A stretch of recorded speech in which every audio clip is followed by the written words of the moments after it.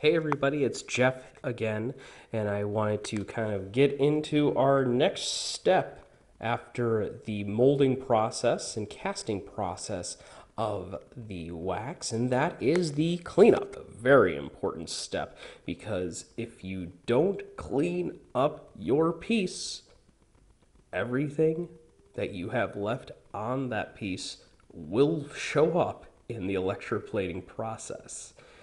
It's a very, very sensitive step.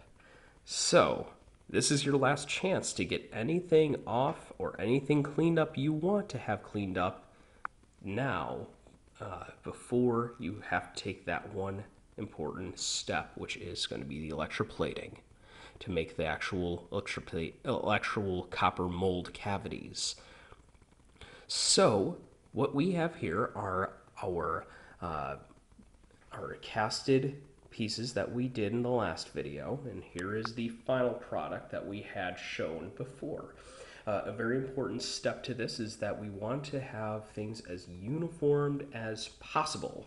So there are going to be some bits and bops that we do have to change and clean up a little bit on this piece. Like there's some work on the hand that I have to get cleaned up to try and match the hand on this one.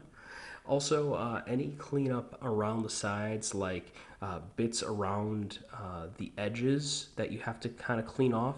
I like to make sure I'm using the right tools for all of these things. And for that, I have taken the time to show you off what I have here in my personal stash of tools. And there are various things here that I have I've acquired over time. I've gotten some dental tools, and I've also picked up some pieces from Michael's, the craft store here. And these are really handy. These are only usually meant for just clay pieces, but they are so great because they are perfect for smoothing out any areas that you have. Plus, they have on the other side these little rubber bits because these are going to be less abrasive on your wax piece and be able to get those kind of frayed spots where the wax has seeped through the edges of the mold. And that's really, really handy. So I highly recommend getting these bad boys. Plus, the tools for dentists are just very nice and precise. I got mine at a flea market. That's at the local flea market that shows up once a month here. So you can really find these anywhere. I'm sure that if you bought them firsthand, they're probably a bit more expensive and a little bit harder to get. But these are just kind of lucky finds in a way now that I think about it. Also, to make sure your tools are heated and to be able to manipulate the wax to your best ability, I also picked up a alcohol torch. It's a dental alcohol torch from Buffalo.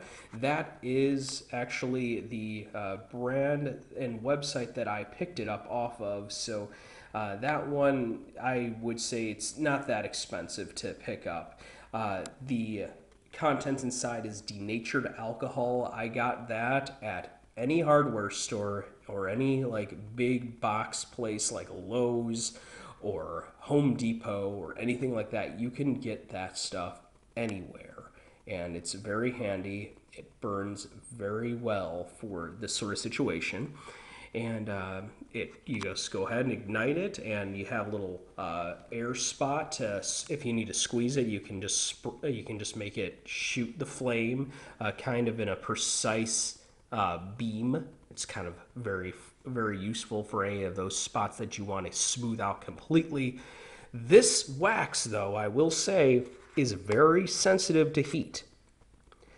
The moment this stuff hits flame, it will melt into a very quick liquid, into liquid very quickly.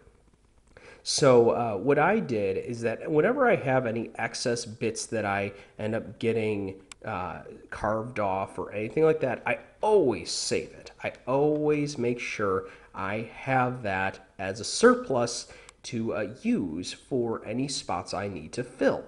And that brings us to our next point, bubbles. So bubbles were the things that we were trying to avoid in the casting process with using the silicone spray and using the vacuum chamber. Now, although these are things that will get rid of most all of the bubbles or all the major trouble spots you'll have, it's not foolproof. So what ended up happening with the legs this time was that I ended up getting these little bubbles kind of in the bottoms of his feet.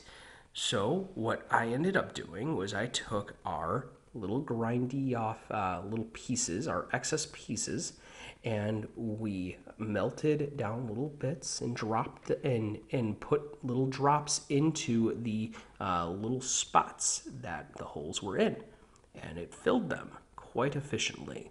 So now we have spots that are going to be ready to go, and it's not going to really affect how the piece is at the end of the day. I'm also, and of course, you do what you can to rework them with your tools that I had mentioned before. I actually used all these tools before in the sculpting process. I had actually made everything out of Castelline wax, which is a sculpting wax that, again, you can also pick up online. Castelline. It comes in several different hardnesses: soft, medium, and hard. I actually use the medium for it. But of course, this is the paraffin and jeweler's wax that this is made out of. Now, uniformity was, again, another important thing to remember when doing this. Now, these pour spouts are actually going to be doubling as a means of articulation for King Liger at the waist. So we have to also make sure that when you